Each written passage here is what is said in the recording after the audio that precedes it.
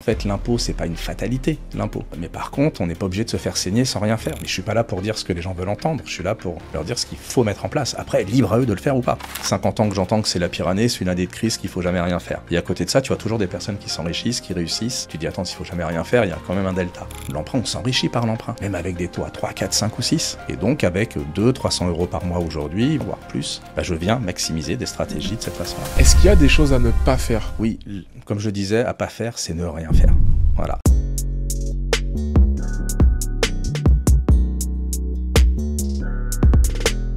Bonjour à tous et bienvenue dans mon podcast à moi, le podcast ouvert à tous. Parce qu'ici, nous croyons que chaque histoire mérite d'être partagée, parce que nous sommes tous uniques et nous avons quelque chose à apporter au monde. Nous sommes tous porteurs d'inspiration pour le monde et c'est pour ça qu'aujourd'hui, j'ai l'honneur d'accueillir Brett. Comment ça va ? Ça va, très bien, et je te remercie du coup pour l'opportunité de pouvoir présenter un peu ce que je fais, ou en tout cas mes motivations. Et en tout cas, c'est moi qui te remercie parce que tu m'as déjà un petit peu raconté ton histoire. Aujourd'hui, on va parler de sujets très très importants. Donc tu nous expliqueras ton métier, mais je sais qu'on va parler d'éducation financière, on va parler de gestion de patrimoine, on va parler de plein de choses qui vous intéressent, notamment comment préparer sa retraite, uniquement des choses que vous auriez dû savoir en rentrant dans la vie active. Vous allez pouvoir le savoir aujourd'hui. Et donc, je te laisse un petit peu te présenter. Écoute, moi, je suis Brett, comme on l'a vu. Je suis gestionnaire de patrimoine, donc c'est un terme que je trouve un peu pompeux. Pourquoi ? Parce que je suis tombé dans ce métier il y a 5 ans, totalement par hasard. Et gestionnaire de patrimoine, c'est un nom qui fait peur, d'une manière globale. Parce qu'on va se dire, pour avoir quelqu'un qui gère mon patrimoine, je dois déjà avoir du patrimoine, je dois être blindé, je dois gagner 500 000 euros par an, avoir 12 appartements. Non, en fait. Non, ça c'est en fait je trouve une fausse idée qui nous est plus ou moins inculquée. Je dirais d'ici la naissance en fonction d'où on évolue, plus le parcours scolaire. En fait, un revenu professionnel, c'est déjà du patrimoine. Ah oui, d'accord. On gagne de l'argent, c'est déjà du patrimoine. Mais après, qu'est-ce qu'on en fait de ce patrimoine ? Est-ce qu'on le dépense ? Est-ce qu'on a des projets ? Est-ce qu'on a besoin d'aide pour savoir qu'il faut mettre des choses en place pour plus tard ?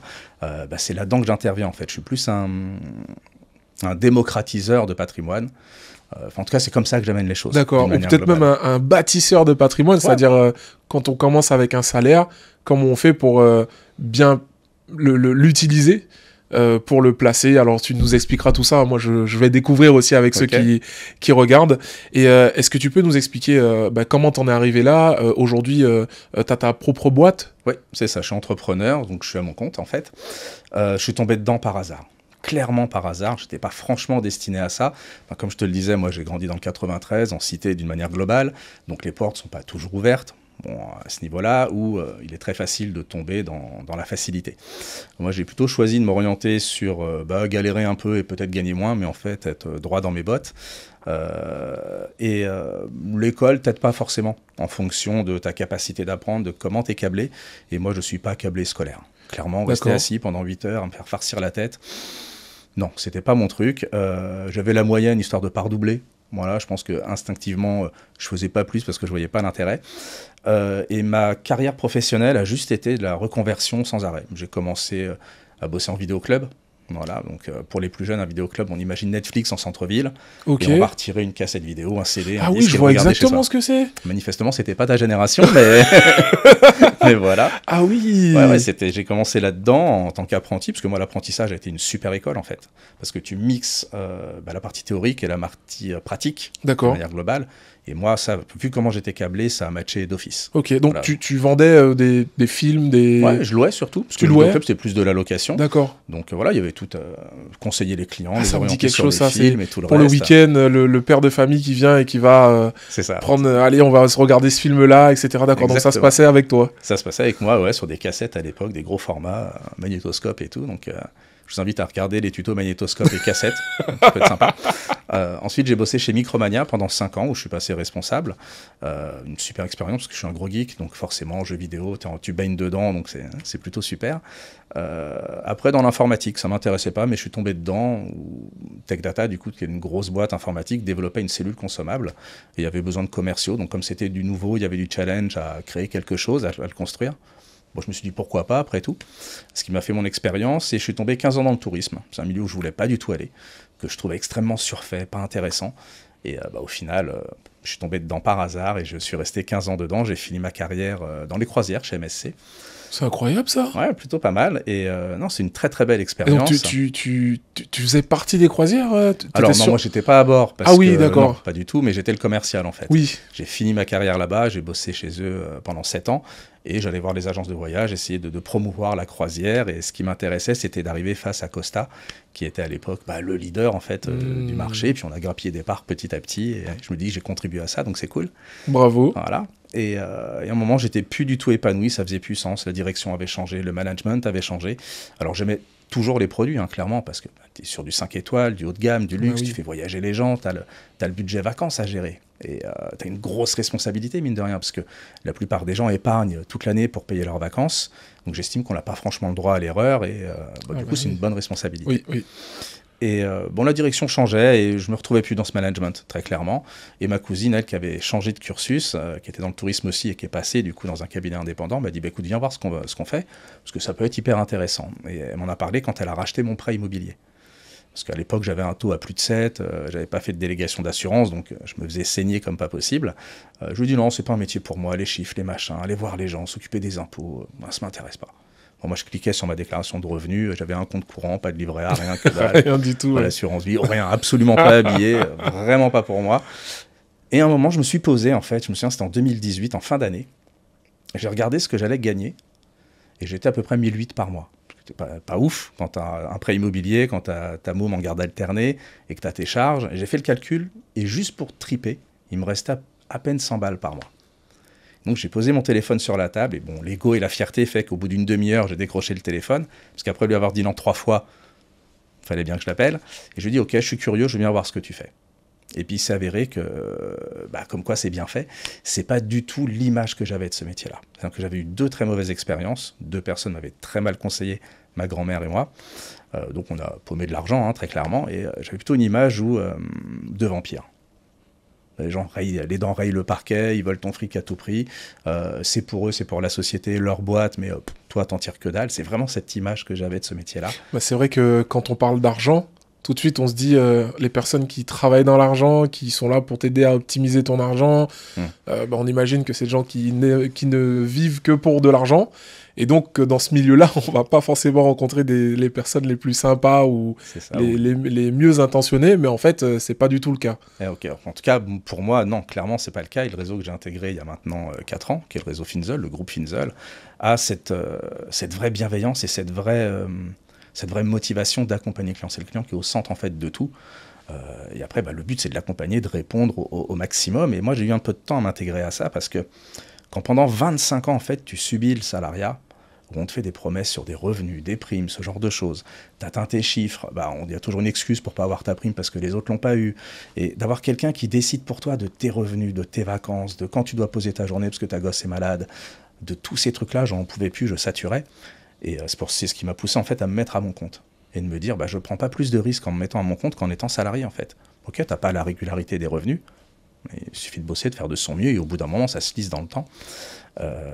Et effectivement, je me suis remis grandement en question là-dessus en me disant c'est une véritable aventure humaine parce que quand j'ai fait le premier rendez-vous avec ma cousine, je me suis fait mais à quel moment on parle de chiffres en fait? À quel moment le truc relou des chiffres et on vend quelque chose tombe dessus? Et c'est pas de la vente, c'est du conseil. Le premier rendez-vous déjà que je fais dure 1 heure, 1 heure et demie, c'est la découverte du client. Je lui pose tout un tas de questions, je me présente bien sûr, un PowerPoint qui est ultra bien fait, et c'est l'avantage du réseau, c'est qu'il s'occupe de tout le marketing, toute la partie qui moi m'ennuie profondément, et du coup le fait de me décharger de tout ça fait que je me concentre sur mes clients et mon équipe. Donc plutôt super. Génial. Et donc je fais toute cette découverte, et puis après on met plusieurs rendez-vous en place pour mettre en place chaque solution, où j'informe, où j'explique une solution. Bon, chacun retient ce qu'il peut, bien évidemment, j'essaie d'être le moins technique possible, parce que maintenant c'est un domaine qui me passionne. Et oui, comme tu le disais, en fait, c'est ultra important d'accompagner et d'éduquer, quel que soit son profil. D'accord. Ouais, vas-y. Bon, et c'est quoi les sujets globalement sur lesquels t'es amené à accompagner les gens? Est-ce que c'est placer dans l'immobilier, je dis n'importe quoi? Est-ce que c'est ouvrir des assurances vie, ce genre de choses? Tout en fait. En fait, je vais utiliser 2 leviers qui existent. Je ne vais pas réinventer l'eau chaude, l'immobilier et les placements. Okay. C'est-à-dire que ces 2 leviers. Aujourd'hui, il y a ces 2 supports, ces 2 piliers même, je dirais. Le tout, c'est de les utiliser intelligemment parce que y a plein de solutions qui existent. Mais nous, on ne travaille qu'avec des partenaires, en tout cas, qui ont été validés par l'AMF, qui est l'autorité des marchés financiers. Le but, c'est intéressant, c'est important de faire des placements, mais c'est d'autant plus important de sécuriser et de lisser le risque, je dirais, au maximum. Ok. Mais tiens, j'ai une question. Est-ce qu'on peut faire un exercice rapide? Je te prends 2 cas qui sont un petit peu à l'extrême et voir un peu qu'est-ce que tu peux me conseiller dans l'un ou dans l'autre, parce que certainement, il y a peut-être des gens qui nous regardent et qui se posent la question. Pour quelqu'un qui gagne entre 2 et 3 000 euros par mois et qui a l'équivalent de environ 10 000 euros de côté sur un compte épargne, qu'est-ce que tu pourrais lui conseiller, par exemple? C'est hyper difficile comme exercice, parce qu'en fait, ça va dépendre déjà de ses projets. Clairement, est-ce qu'il veut plutôt préparer sa retraite? Est-ce qu'il veut optimiser sa fiscalité? Est-ce qu'il veut acheter sa résidence principale ou autre? Et c'est ce premier rendez-vous qui est ultra important, en fait. C'est de savoir ce que lui, il veut. Et après, monter une stratégie qui va être cohérente entre sa situation et ses projets. Après, d'une manière globale, je préviens beaucoup sur la retraite. Voilà, même les petits jeunes que j'accompagne, parce qu'au niveau de ma clientèle, j'ai aussi bien des apprentis qui gagnent 500-600 euros par mois que des personnes qui ont des très bons statuts avec des revenus qui dépassent la centaine de milliers d'euros par an. Okay. Donc c'est pas évident comme question, mais déjà je vais revoir la stratégie et la base avec lui. Okay. De combien de comptes il dispose. Voilà, est-ce qu'il a juste un compte courant? Parce que la priorité avant de monter une stratégie, c'est déjà de préparer l'épargne de précaution.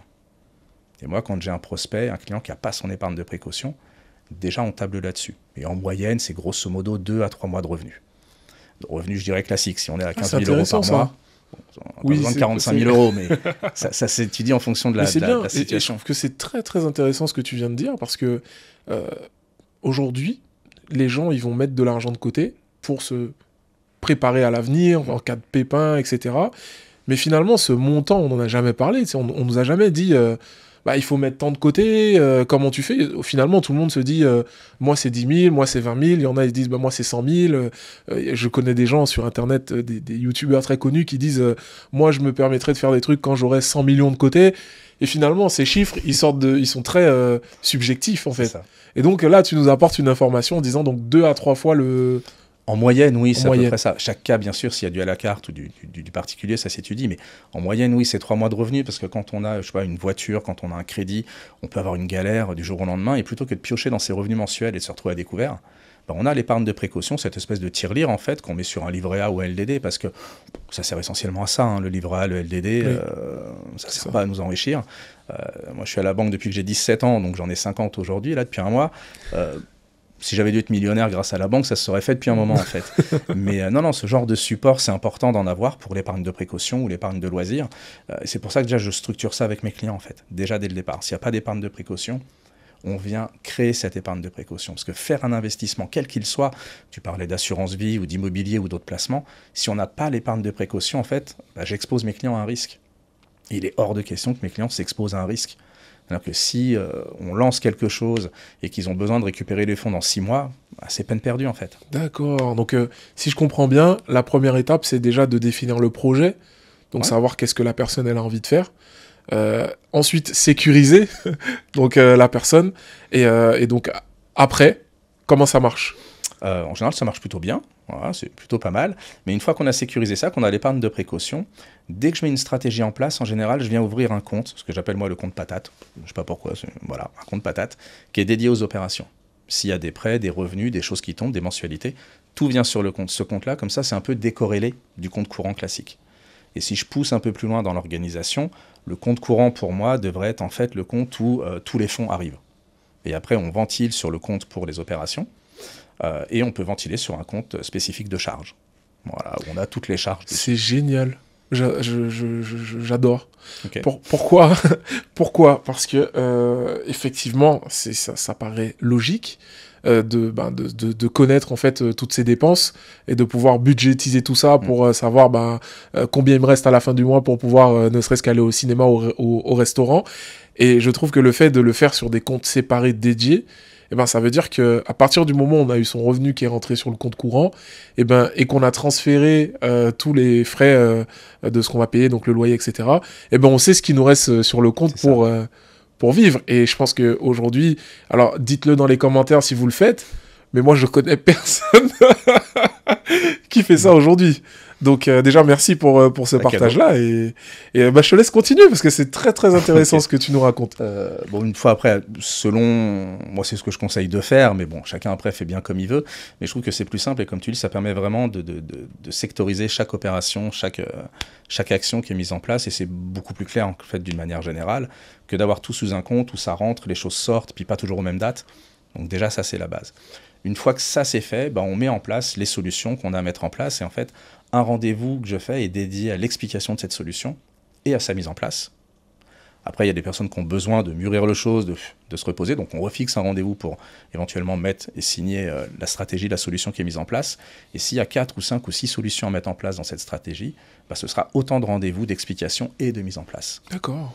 En fait, je travaille comme ça parce que si je dois tout présenter d'un coup, déjà, ça prend une journée. Oui. Moi, je vais être rincé.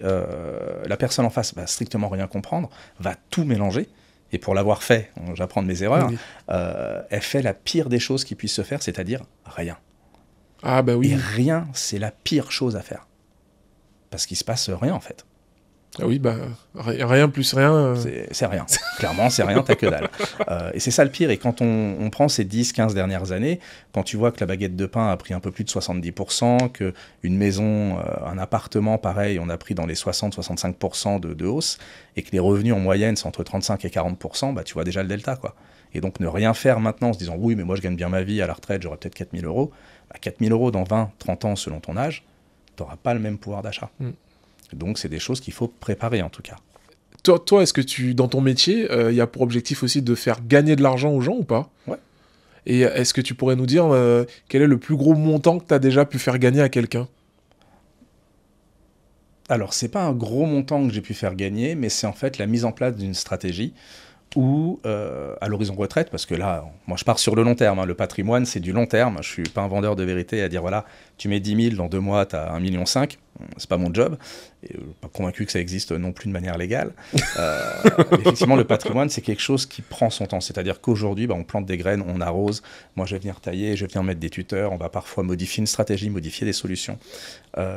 Et aujourd'hui, la plus grosse stratégie que j'ai pu mettre en place, c'est un horizon à 20-22 ans, à peu près, pareil, bah, pour la retraite, les enfants sont grands, et ça a été de constituer en cours de constitution, parce qu'on est encore en cours de constitution, d'un patrimoine un peu plus de 450 000 euros qui va permettre de générer un peu plus de 1 300, 1 500 euros de revenus complémentaires par mois. C'est pas mal ça. En mixant immobilier, en mixant déplacement, en mixant tout un tas de choses en fait. Ok, donc en fait, plutôt que d'avoir ces 400 000 euros, 450 000 euros qui dorment quelque part, là en fait, vous pouvez les faire travailler pour générer ces revenus. Bah, c'est qu'aujourd'hui, il les a pas les 450 000 euros en fait. Il vient les construire dans le temps en utilisant tout un tas de leviers, en utilisant le levier de l'épargne, quel effort d'épargne il y a mensuellement, est-ce qu'il y a du capital qui dort sur les oui, comptes. parce que je l'avais compris dans le sens inverse. Donc là, ça veut dire que alors, les 1 300 euros par mois, c'est lui qui va devoir les placer pour avoir ces 450. Alors tu vois, Ouais, là, je te perds un peu. Hein. Ouais. En fait, aujourd'hui, ce client-là a un effort d'épargne d'à peu près 300 à 400 euros par mois. D'accord. Aujourd'hui, de sa situation. Ok. Voilà, donc moi j'ai utilisé cet effort d'épargne, j'ai utilisé une partie du capital qu'il avait. Il a la chance d'avoir les 3 leviers, c'est-à-dire l'épargne, l'économie d'impôt. Parce qu'en fait, l'impôt, c'est pas une fatalité, l'impôt. L'impôt, il faut le payer, c'est un devoir citoyen, ça répond à beaucoup de besoins de société, c'est important. Mais par contre, on n'est pas obligé de se faire saigner sans rien faire, on vient le ventiler différemment. Donc il continuera de sortir, mais on va le ventiler pour répondre à des vrais besoins. Et à côté de ça, il y a le levier de l'emprunt. L'emprunt, on s'enrichit par l'emprunt. Oui. Même avec des taux à 3, 4, 5 ou 6. Bon, aujourd'hui, on n'est plus 3 à 6, on est plutôt entre 3 et 4, 4,5 selon les choses, mais on s'enrichit toujours avec l'emprunt. Et le fait de maximiser une stratégie avec ces 3 leviers bah, fait que d'ici à peu près 20, 22 ans, je crois, de mémoire, je vais réussir à lui constituer ce capital de 450 000 euros. Ah oui. Et là, c'est que sa situation aujourd'hui, mais peut-être que dans 5 ans, sa situation va évoluer, donc on aura peut-être encore plus de choses à faire. Et donc, avec 200-300 euros par mois aujourd'hui, voire 400 pour certains, voire plus, bah, je viens maximiser des stratégies de cette façon-là. Ça, je trouve que c'est incroyable parce que pour moi, c'est limite une aberration qu'on nous explique pas ça sortant de l'école, quoi. Ouais. Parce que déjà, sur le montant dont tu parles, on est sur du 400 euros, hein, si je prends le plus gros, C'est ça. par mois, ce qui, je pense, est accessible pour beaucoup de monde, hein, aujourd'hui dans la classe moyenne, se constituer un patrimoine de 450 000 euros d'ici là, même avant la retraite, puisque aujourd'hui on travaille quasiment 40 ans, Donc 22 ans, donc ça veut dire que potentiellement, si on continue comme ça, on sait pas... alors je veux pas donner de chiffres parce que je sais pas comment ça marche exactement, mais je trouve ça incroyable de se dire qu'on peut faire ce genre de choses aujourd'hui et que les gens que les gens ne le fassent pas. Donc il y a beaucoup de choses pour moi qui fait que les gens soient pas informés. Déjà, ça n'intéresse pas tout le monde. Mais moi, il y a 5 ans, je m'en foutais en fait. Je pensais que ma voie était tracée, je paye mon impôt, j'ai mon salaire, j'ai ma retraite. Clairement. Et j'ai pas droit d'être accompagné parce que j'ai pas de revenus intéressants et ton conseiller bancaire, quand il change 3-4 fois par an, bon, c'est difficile de construire quelque chose. Au-delà de ça, tu le disais, on n'a pas d'éducation financière. À l'école, on nous farcit la tête de plein de choses qui peuvent être importantes, mais si arrivé au collège, on commençait déjà à nous préparer à gérer un budget, à nous préparer à la vie active, à nous préparer à ce genre de choses, ce serait aussi beaucoup plus simple. Et moi, c'est ce que j'essaye de faire et de changer parfois les habitudes de clients ou de prospects quand ils ne sont pas encore clients. Et je leur dis, je vais vous sortir de votre zone de confort, en fait. Mais je ne suis pas là pour dire ce que les gens veulent entendre. Je suis là pour leur dire ce qu'il faut mettre en place. Après, libre à eux de le faire ou pas. Moi, ça ne change pas ma vie s'ils font rien. Oui. Ça changera la leur, par contre, s'ils Oui. font pas. Ça, c'est évident. Et ouais, je les accompagne comme ça. Et comme je te le disais, tu vois, je démarre le minimum par mois, 50 €. On peut déjà venir construire des choses.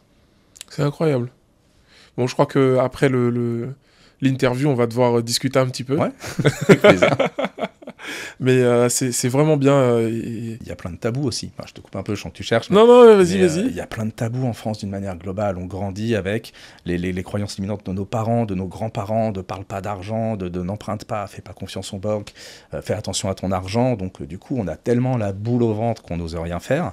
Et le peu qu'on fait, si on tombe pas sur quelqu'un qui est carré et qui est sain, ça peut en fait vacciner pour toute la vie. Bon, moi, il s'avère que je suis plutôt audacieux, donc c'est pas une mauvaise expérience qui fait que je tente pas des choses, surtout quand on m'en parle une fois, 2 fois, je me dis bon, il y a peut-être un signe avant-coureur. Mais comme on n'a pas d'éducation, comme on n'est pas accompagné, que c'est difficile de faire confiance et que d'une manière globale, la bienveillance, c'est pas ce qu'on connaît toujours d'une manière dans le salariat d'une manière globale. Il y a de très bonnes boîtes qui accompagnent bien, d'autres pas du tout.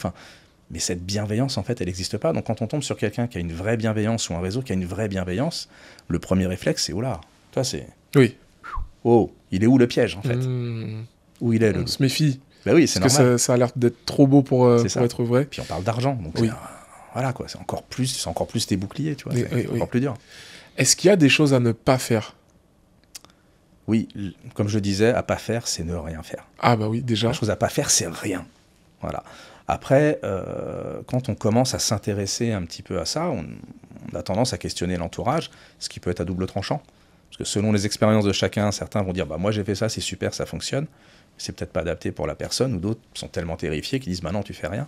Mais c'est déjà, oui, de se renseigner, de savoir ce qu'on peut mettre en place, de savoir comment on peut être accompagné, de savoir connaître un petit peu les rouages. Et c'est aussi pour ça que tu crées ces trucs-là et que je remercie Mélissa d'ailleurs de nous avoir mis en relation et d'avoir des personnes dans son entourage carré. Après, comment aller trouver ces personnes-là, ça c'est autre chose. Bon, moi, là, au niveau de la confidentialité, fait que je ne peux pas communiquer mes coordonnées comme ça, parce qu'on a une politique, pareil, au niveau du réseau, tous les consultants n'ont pas les mêmes moyens, donc ceux qui ne pourraient pas faire de podcast ou faire de pub, forcément, on ne va pas mettre non plus nos numéros pour pas venir aller peut-être marcher sur les plates-bandes de chacun. D'accord. Ah oui, c'est vrai que c'est important de préciser ça.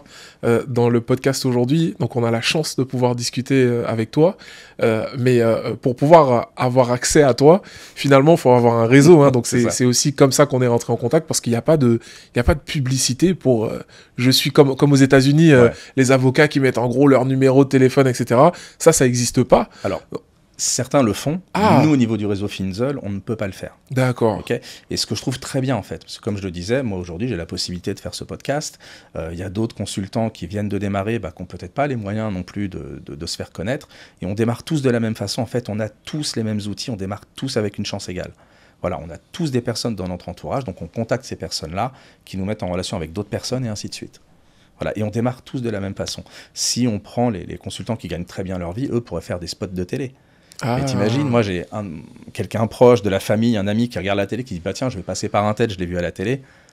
C'est pour ça qu'on ne fait pas de publicité de cette façon-là. Okay, là, le but vraiment... aujourd'hui, c'est de présenter, d'informer, et puis les gens qui te contacteront, plus tard les mettre en relation avec moi éventuellement, mais on avisera. Ok.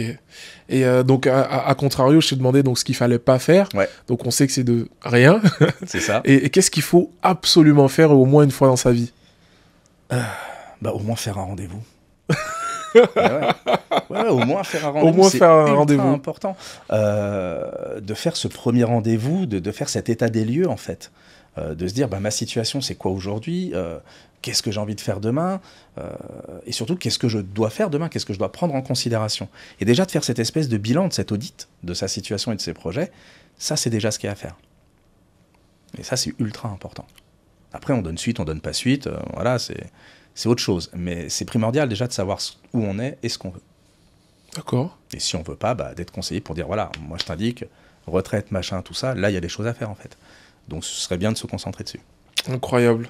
Et donc alors on a parlé tu m'as parlé d'immobilier.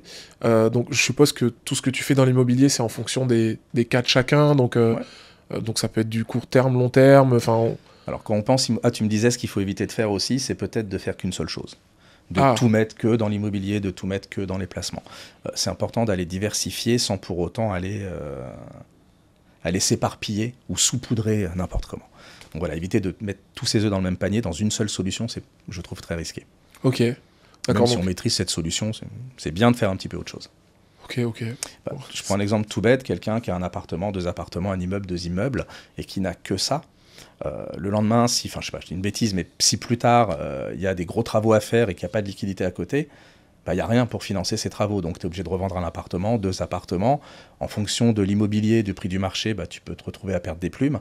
C'est pour ça que lorsque je viens, moi, avec de l'immobilier, je viens systématiquement avec du placement financier à côté, qui reste disponible, hein, très clairement, mais qui va travailler plus que sur un livret A, un PEL ou un LDD, quoi. Et en termes de placement financier, pour moi aujourd'hui ça veut dire tout et rien parce que on peut, je pense à de la bourse, je pense à des assurances vie, etc. Est-ce que c'est de ça dont il s'agit Tout à fait, ou... ouais. Alors moi, je rentre pas en bourse parce que je suis pas trader. C'est pas mon métier d'être tous les matins, tous les jours, plusieurs heures par jour à trader, à échanger ce genre de choses. Mais oui, j'utilise des placements comme l'assurance vie, comme les contrats de capitalisation, comme des plans épargne retraite, ce genre de choses. Mais là encore, en fonction de chacun et de la situation de chacun. Et c'est de venir là encore lisser le risque. Une unité de compte, c'est moins risqué qu'une action en elle-même. Il y a tellement de produits à l'intérieur qu'on lisse quelque part le risque. Alors le rendement est moindre que si l'action prenait 30%, mais en tout cas on lisse le risque et on vient chercher du rendement dans le temps. Il y a tellement de produits, tellement de choses à mettre, il nous faudrait plus de 3/4 d'heure pour en discuter, puis si tu me lances dessus, on est là jusqu'à demain. Ouais, ouais. D'accord. Et est-ce que tu aurais des anecdotes à nous raconter sur des choses que tu aurais vécues peut-être avec des clients, ou peut-être même des choix qui ont changé la vie de quelqu'un Ouais, j'en ai quelques-unes. J'ai pris en fait conscience aussi de l'importance de mon métier il y a un peu plus de 2 ans maintenant. J'ai accompagné par le biais d'une mise en relation de mon beau-père, la sœur d'un de ses amis qui était du coup mourante, cancer, et qui avait jamais pris le temps de faire quoi que ce soit pour préparer sa transmission et autres. Donc j'ai manqué un peu de temps pour faire tout ce que je voulais, mais on a réussi à optimiser une partie de la transmission. Et c'est au moment de ce décès, j'ai pris conscience quand même de l'importance, parce que la vie d'un patrimoine, on va le créer déjà à la base. On travaille, on le crée. Ensuite, on va essayer de l'optimiser, de le développer pour pouvoir l'utiliser et ensuite le transmettre. Et malheureusement, parfois, il y a des profils où il y a des manquements. On se dit toujours qu'on a le temps de faire les choses, que je le ferai plus tard, et ainsi de suite. Et au final, non, le temps on ne l'a pas. Et donc, cette cliente m'a énormément touché, ça m'a beaucoup impacté. Et j'ai mis un moment avant de repartir en rendez, parce qu'il a fallu que j'absorbe les choses. Et là, j'ai compris l'importance du job, en fait, qui est pas uniquement que de construire et d'aller chercher l'enrichissement, mais qui est aussi de répondre à une problématique de transmission. Parce que la transmission, c'est entre 20 et 60% de droits de succession qui est par à l'état en fonction de qui on veut transmettre. Et ben, tout ça, ça s'anticipe, ça se prépare aussi. Ensuite, des clients, je fais toujours mes rendez-vous bilan au mois de janvier, et des clients qui me remercient justement pour tout ce qu'on a mis en place, parce que sans cette intervention, sans cette mise en relation, ils n'auraient jamais fait ce qu'ils sont en train de mettre en place. Donc ça, c'est cool. Donc c'est plein de petites choses comme ça, ou un client qui avait oublié de changer sa clause bénéficiaire d'une ancienne assurance, où c'est encore son ex-femme. Ah oui. Voilà. Quand je lui ai demandé qui est telle personne, en fait, comment tu connais, c'est mon ex. Je dis, en fait, c'est ta bénéficiaire de ton contrat, en fait, que tu as depuis X années. Pas un contrat qu'il avait souscrit avec moi. Et donc, du coup, c'est sa femme à côté qui s'est décomposée, qui fait, ouais, tu vas changer tout de suite la bénéficiaire. Ouais, il y a des choses à faire comme ça, et ça, on s'aperçoit dans les bilans, dans le suivi, parce que c'est plus un accompagnement, en fait, régulier, qu'il faut faire, et pas juste un constat une fois par an et appeler éventuellement, quoi. C'est un vrai suivi derrière. Très bien. Donc oui, je comprends que c'est vraiment quelque chose de... Finalement, c'est vraiment du sur-mesure à la carte. C'est ça. Et est-ce que ça coûte cher de faire appel à un gestionnaire de patrimoine ? Alors, ça dépend à quel gestionnaire on fait appel. Certains vont facturer au taux horaire, parce que c'est leur façon de travailler. D'accord, ok. Et d'autres, comme moi, ne facturent pas pour deux raisons. Déjà, la deuxième raison, c'est que c'est un choix du réseau de ne pas facturer, parce que comme je l'ai dit, on veut démocratiser le patrimoine. Donc si on se met à facturer au taux horaire, on ne démocratise pas grand-chose, et on va fermer la porte à des personnes qui, au final, pourraient faire des choses. C'est ça. Mais le fait de payer, elles ne peuvent plus. Oui. Ou Surtout peuvent moins. on ne voit pas forcément là comme ça ce que ça peut nous rapporter. Alors on a quand même eu l'exemple, mais on se dit je vais aller prendre une consultation, je vais la payer et je ne sais pas ce que je vais en tirer, Exactement. ou peut-être que ça va être trop compliqué. Et donc comment vous faites? Nous déjà très simple, moi ce que je fais c'est que de la mise en relation en fait. Soit ce sont mes proches, soit des amis, des collègues, des confrères qui me mettent en relation parce qu'ils ont des problématiques, des questions en fait, tout simplement. Et la rémunération elle se fait à partir du moment où une solution est mise en place. Voilà, je présente la solution, elle se met en place et le partenaire tout simplement qui verse une commission cette commission est tout simplement c'est une rétrocession que moi je vais avoir une fois que la solution est validée. D'accord. Donc en gros c'est sur le quand il y a un projet donc qui est mis en place, donc un placement qui est fait, donc il y a un pourcentage on peut savoir à peu près les pourcentages. Ça veut tout dire et rien dire en termes de pourcentage en fonction des solutions, parce que là je risque de faire peur à plein de personnes qui vont se dire oh là là c'est vraiment cher et tout, un truc de dingue. 99%, pourquoi? C'est ça, moi, très simple. J'ai des projets moi aussi, faut que j'aille de ma vie. Mais non, en fait, en fonction des solutions, ça peut aller, je vais arrondir, mais de 5 à 10 en fonction des solutions qui sont mises en place. Oui. En fait, ce sont des frais qui sont pris tout simplement par le partenaire, quoi qu'il arrive, que le client passe en direct ou avec moi, c'est le même montant de frais sur ces partenaires-là. C'est juste que le partenaire, lui, va prendre moins et préfère avoir des personnes qui, justement, vont lui apporter plus de volume. Et aujourd'hui, le groupe Finzel, dont je fais partie, est le plus gros producteur. Aujourd'hui, le plus gros réseau français. On a plus de 3 milliards de gestion sous encours. Donc, c'est les partenaires qui viennent frapper chez nous, plus qu'autre chose. Mais on sélectionne soigneusement les gens avec qui on veut bosser. C'est quoi un partenaire, quand tu dis partenaire Pour moi, Finzel, c'est un partenaire, en fait. D'accord. Tout simplement. Je pourrais être dans un cabinet indépendant à mon nom, mais ça voudrait dire que je vais devoir négocier avec tout un tas d'assureurs, d'agents IMO, de sociétés, étudier tous ces trucs-là, faire ma compta, faire mon marketing. Une angoisse, quoi. Moi, j'ai pas envie de ça. Oui, je vois, d'accord. Ouais. Ah oui, en fait, ton partenaire, parce que toi, c'est vrai, effectivement, tu es indépendant, donc partenaire, c'est la structure sur laquelle tu t'appuies, qui, elle, a d'autres partenaires, je suppose. Elle a sourcé des partenaires, avec soin d'ailleurs. Quand moi je sélectionne une solution, je suis plutôt serein, je me dis pas oula, lui il est chelou. Non, au contraire, les partenaires sont là depuis X temps, X années, ont des motivations aussi qui sont en bonne synergie avec nous. Et donc c'est ultra rassurant de choisir une solution déjà parmi les meilleures. Donc moi j'ai juste à extraire ce que je considère être la crème de la crème parmi déjà la crème. Donc, plutôt facile. Incroyable. Et parce que là, j'ai plein de questions qui me viennent comme ça.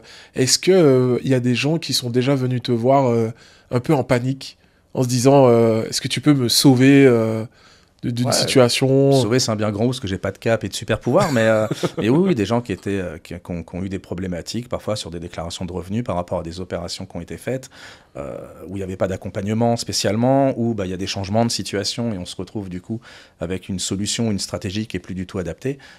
Donc parfois je peux faire quelque chose, parfois quand c'est toxique, faut attendre, essayer de réguler, modifier certaines choses, voire carrément revendre ou tout abandonner, quitte à perdre quelques plumes maintenant, mais éviter de perdre trop plus tard. Tu as des exemples comme ça de personnes qui ont dû... Oui, j'ai des exemples d'une personne qui a dû revendre ses 2 biens immobiliers, parce que c'était à l'époque de la loi Pinel. Donc la loi Pinel était une très bonne solution, mais il fallait qu'elle soit adaptée à la personne. Et la personne avait une fiscalité qui était très faible, en fait. Et donc ces 2 Pinel, grosso modo, l'avantage fiscal... allait jusqu'à 6 000 voire 8 000 selon les années, comment ça pouvait être plafonné. Mais lui payait qu'à peu près, on va dire 8 000 9 000 euros d'impôts par an. Donc il se retrouvait avec du négatif derrière. Plus les enfants, plus ce qu'il déclarait à côté, il n'y avait strictement aucun intérêt. Donc ça, pour lui, c'était plutôt toxique. Il perdait l'avantage fiscal. Mais il n'y avait pas un gros intérêt là-dessus. Donc on a modifié pas mal de choses. Je fais une synthèse parce que le dossier est un peu plus complexe. D'accord. Mais d'autres qui du coup se retrouvent avec des solutions où ils vont devoir déclarer. D'autres n'ont pas déclaré leur Pinel pendant quelques années. Et au final, ils ont payé l'appartement, mais ils n'ont pas eu l'avantage fiscal. Et selon les villes où t'es, parfois l'administration dit « Ok, on peut revenir 3 ans en arrière ». Et parfois, ils veulent rien entendre. Donc ça fait partie des choses à réguler qui sont sensibles du coup parce que c'est impactant. Oui. Et quand tu n'as pas été accompagné dès le départ, que tu as eu affaire à des vendeurs ou à des gens qui n'avait pas spécialement à cœur de mettre en place une vraie stratégie, mais qui était plutôt orientée sur je veux toucher ma com, ouais, ça peut donner des choses parfois très négatives. D'accord. Bon, c'est très peu. Hein, oui. Très peu. Non, je suppose. Et ce client-là, finalement, il a fait quoi? Donc, il a vendu, il a... Ouais, ce client-là, il a vendu les deux. On a soldé un petit peu, on a remis un peu les comptes à jour avant qu'on puisse lancer autre chose. Sur un appartement, c'était en perte parce que ça faisait pas vraiment sens là où c'était situé en fait. Sur l'autre, il a réalisé un léger gain, mais il a fallu repartir complètement de zéro et on est reparti sur autre chose après. De plus modéré pour répondre un peu plus à ses besoins. D'accord. Ouais. Parce que je demandais un petit peu le autre chose, c'est pour savoir... ça, c'est peut-être... Non, pas du tout. Non, on est parti plutôt sur du placement financier parce qu'il avait que de l'IMO, oui. Clairement. Et au début, quand je construis une stratégie, si le client, par exemple, n'a pas de placement financier type assurance vie, je pars sur de l'assurance vie parce que c'est disponible, parce que c'est modulable, parce que la façon dont tu travailles, moi, comment je travaille sur ce support-là, l'objectif est d'aller générer du rendement dans le temps et pas juste de dépendre d'un ordinateur qui va te mettre une liste de fonds incommensurable à l'intérieur et où tu n'auras pas de suivi. Et l'avantage quand on est en phase de construction patrimoniale, si on n'en a pas déjà une, ou si on en a une mais où il n'y a que dalle, je pars là-dessus en fait, parce que ça vient renforcer la stratégie, ça vient sécuriser tout ce qui vient derrière. Parce que si l'épargne de précaution doit être consommée, au moins on a un placement qui reste disponible en cas de besoin. Et on peut toujours venir le retirer. Alors c'est pas le but, parce qu'on part quand même sur un horizon 5-8 ans d'une manière globale, mais en tout cas c'est disponible. Et là je viens sécuriser tout ce que je mets en place après avec mes investisseurs et mes clients. Très bien. Dans ma stratégie. Après, oui. Chacun a peut-être des stratégies différentes, mais moi je le conçois comme ça. D'accord, mais c'est bien. Je trouve ça super intéressant de partager avec les personnes qui nous regardent parce que c'est tellement abstrait. Ouais. Et peut-être pour toi ça devient logique parce qu'aujourd'hui ça fait combien de temps ça que tu fait fais ça? 5 ans maintenant, mais il y a 5 ans qu'on parlait de ça. C'est le cerveau d'Homer Simpson, c'est avec le singe qui tape dedans. Je comprenais que dalle, rien du tout. Et en plus de ça, donc c'était pas du tout ton métier, donc t'as dû apprendre sur le tas. Ouais.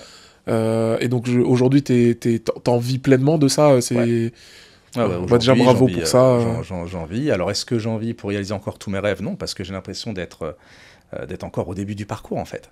Ça va faire 5 ans que je suis à mon compte, 4 ans que j'ai intégré le réseau.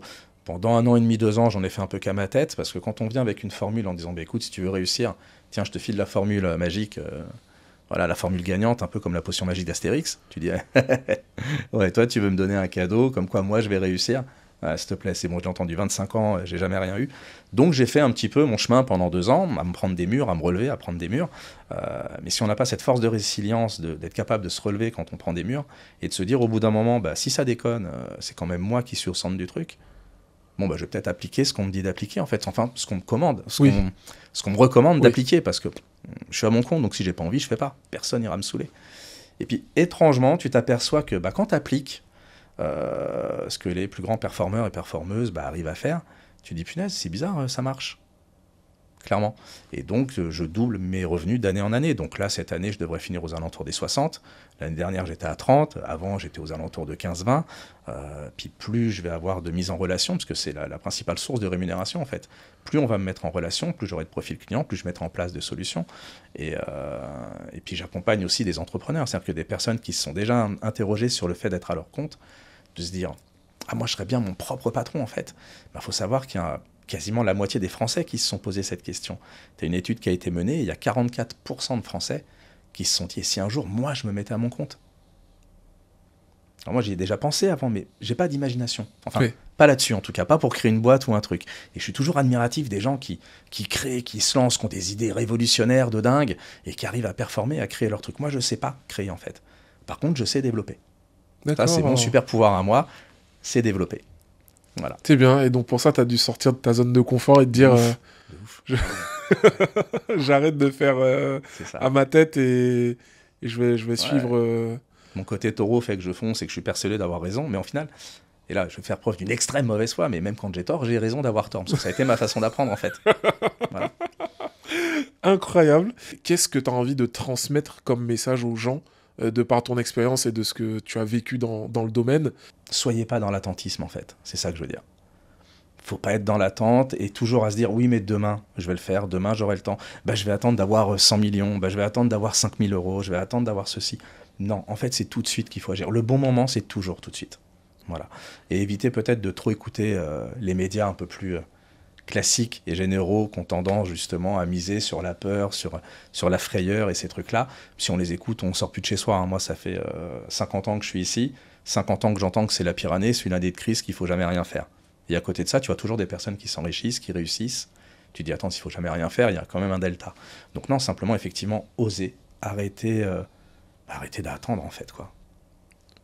Une opportunité se présente, faites preuve de curiosité, ça match, super, ça match pas, tant pis, c'est pas grave. Mais juste d'être curieux. Très bien. Et donc, si on veut te contacter, faut passer par moi, parce que... Voilà, c'est ça. Si on veut te contacter, il faudra passer par moi. J'ai un LinkedIn aussi, donc je pense qu'il y aura mon nom dans le truc. Mais voilà, là, ce sera plutôt de passer par toi, parce que je peux pas donner et mes coordonnées et mon mail, pour des raisons évidentes tout à l'heure, Oui. Pour mettre tout le monde sur un même pied d'égalité. Très Là, bien. le but, c'est vraiment d'informer, de partager et de se dire que la gestion de patrimoine, c'est pas qu'aux riches, c'est pas qu'aux ultra riches. Oui. Tout le monde peut y venir. Et puis si moi j'ai pu réussir à exercer, à faire ce métier-là, alors que j'étais pas câblé scolaire, que j'ai dû apprendre sur le tas, mais quand on a la volonté, et c'est l'équipe que j'accompagne aussi, j'accompagne des entrepreneurs de tout milieu, coach sportif, infirmière, quand on a envie d'aider les gens, qu'on est cool, ouais, on peut faire partie de mon équipe sans problème, quoi. Incroyable. Eh ben, en tout cas, je suis très content de pouvoir être le lien. Hein. Vous avez vu, hein, maintenant, on fait partie du même réseau. Donc, n'hésitez pas, si jamais ça vous intéresse. Je vous encourage vivement à le faire parce que je pense que c'est très, très important. C'est des sujets comme toi qui est parti des quartiers, etc. C'est des choses qui sont encore moins accessibles quand on vient de ces milieux-là. Donc, aujourd'hui, c'est possible de le faire et il faut savoir que c'est accessible à tout le monde. Donc, il faut le faire. Moi, je vais le faire aussi parce que je pense que j'ai des petits sujets là. Je te posais des petites questions. Je me suis dit tout de suite, alors. Ah, voilà, c'est ça. J'aurais peut-être dû me renseigner sur certains trucs avant. Mais en tout cas, j'ai quand même osé, j'ai fait et je vais continuer à le faire. En tout cas, j'espère que vous avez passé un bon moment lors de ce podcast. N'oubliez pas, mon podcast à moi, c'est ouvert à tous. Donc, je vous mets le petit QR code qui va s'afficher juste là. Si jamais vous souhaitez participer à l'émission, ce sera avec grand plaisir. Et puis, je vous dis à très très vite pour une prochaine vidéo. Ça marche. À bientôt. Merci à toi.